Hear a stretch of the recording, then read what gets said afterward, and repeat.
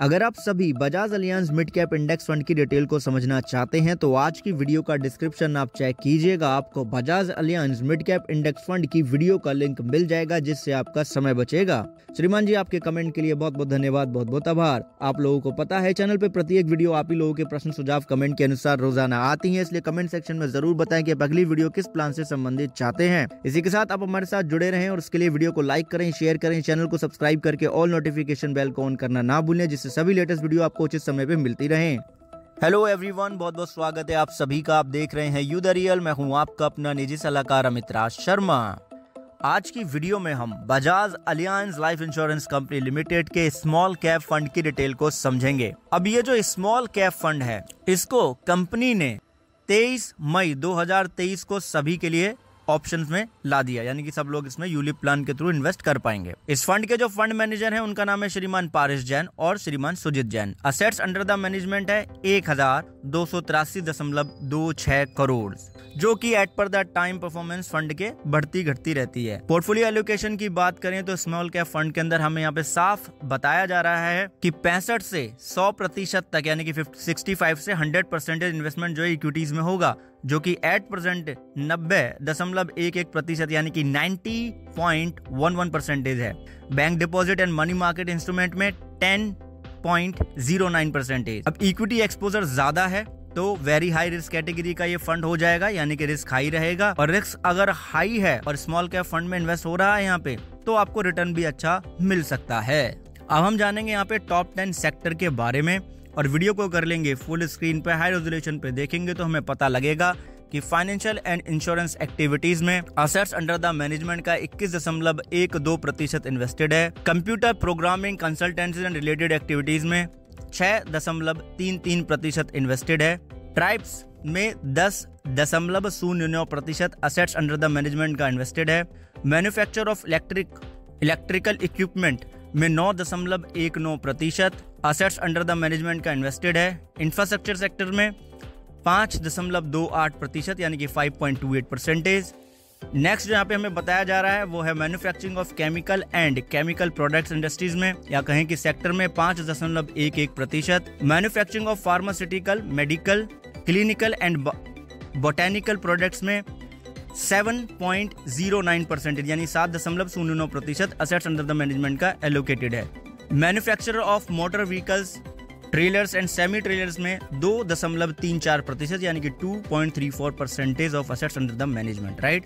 Manufacture of other transportation equipment, या कहें कि transport equipment 2.22%, 2.22%। Manufacture of machinery and equipment NEC 6.37% यानी कि 6.37%। अदर सेक्टर में आप देख ही रहे हैं, स्क्रीन पे यहाँ पे साफ दिखाया जा चुका है। अब देखिए जो सेक्टर वाइज एलोकेशन है ना यहाँ पे एसेट अंडर द मैनेजमेंट का, ये जैसे जैसे फंड या मार्केट परफॉर्म करते हैं उसी के अनुसार इसमें चेंजेस आगे चल के बिल्कुल आ सकते हैं। इसलिए हमें फंड्स को लगातार ट्रैक करना होता है, चेक करना ही होता है। अब बात करें यहाँ पे टॉप 10 कुछ होल्डिंग्स की, या कहेंगे टॉप ऑर्गेनाइजेशन जहाँ पे इन्वेस्टमेंट किया हुआ है इक्विटीज के अंदर, तो वो है BSE लिमिटेड, जो की फाइनेंशियल एंड इंश्योरेंस एक्टिविटीज से संबंधित है, जहाँ पे 3.63% इन्वेस्टेड है असेट्स अंडर द मैनेजमेंट का।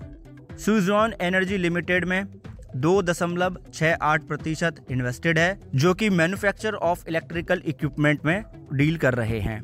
Central depository service India limited में, जो कि फाइनेंशियल एंड इंश्योरेंस एक्टिविटी से संबंधित है, 2.09% इन्वेस्टेड है। इतना ही जो एक्सपोजर रखा गया है इक्विटी का असेट्स अंडर द मैनेजमेंट का, वो करूर वैश्य बैंक लिमिटेड में रखा गया है, same 2.09%। Multi commodity exchange of India limited में, जो कि फाइनेंस एंड इंश्योरेंस एक्टिविटीज से रिलेटेड है, उसमें भी 2.02 यानी कि 2.02% एक्सपोजर है असेट्स अंडर द मैनेजमेंट का। एक्साइड इंडस्ट्रीज लिमिटेड में, जो कि मैन्युफैक्चर ऑफ इलेक्ट्रिकल इक्विपमेंट से संबंधित है, 1.92% इक्विटी एक्सपोजर है, यानी कि इन्वेस्टेड है असेट्स अंडर द मैनेजमेंट का। तो ठीक इसी तरीके से यहाँ पे 2 ऑर्गेनाइजेशंस के बारे में भी बताया गया है, आप स्क्रीन पे यहाँ पे साफ साफ देख रहे हैं। अब यहाँ पे ऐसा नहीं है कि यही कुछ ऑर्गेनाइजेशन है जहाँ पे इन्वेस्टमेंट हो रखा है, और भी पूरा ऑर्गेनाइजेशन का पूरा लिस्ट है, जिसका PDF आपको टेलीग्राम चैनल पे मिल जाएगा और लिंक वीडियो के डिस्क्रिप्शन में है। या आप डायरेक्टली बजाज अलायंस की वेबसाइट से भी डाउनलोड करके पढ़ सकते हैं, राइट। और पढ़िएगा जरूरी होता है। अब हम बात कर लेते हैं फंड के परफॉर्मेंस की। तो ज्यादा टाइम इस फंड को हुआ ही नहीं है, 23 मई 2023 से ये अवेलेबल है। तो ओवरऑल जब से लेके फंड अवेलेबल हुआ है, इसका जो रेट ऑफ रिटर्न यहाँ पे शो किया गया है वो 57% से कुछ ज्यादा, यानी 57% से कुछ ज्यादा है। हम इसकी NAV की बात करें तो 26 मई 2023 को 10 रुपए का इसका NAV था, जो कि 12 मार्च 2024 को 15 रुपए 12 पैसे के आसपास हो गया, यानी कि 15 रुपीज 12 पैसा, राइट।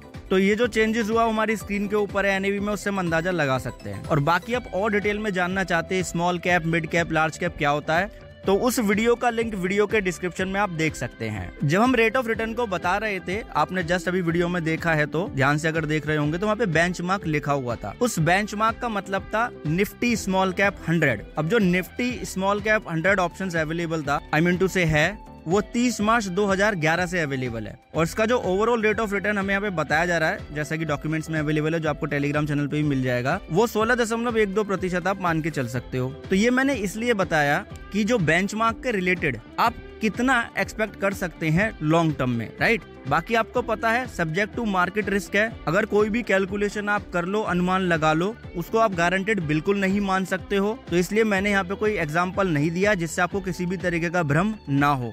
सीधा समझो कि जो रेट ऑफ रिटर्न रहता है वो आपको मिल सकता है और नहीं भी मिल सकता, दोनों चीजें अवेलेबल होती हैं, राइट। आई होप जानकारी आपको क्लियर है। तो प्लीज वीडियो को लाइक करें, शेयर करें, चैनल को सब्सक्राइब करके जुड़े रहें हमारे साथ। बहुत बहुत धन्यवाद, बहुत बहुत आभार।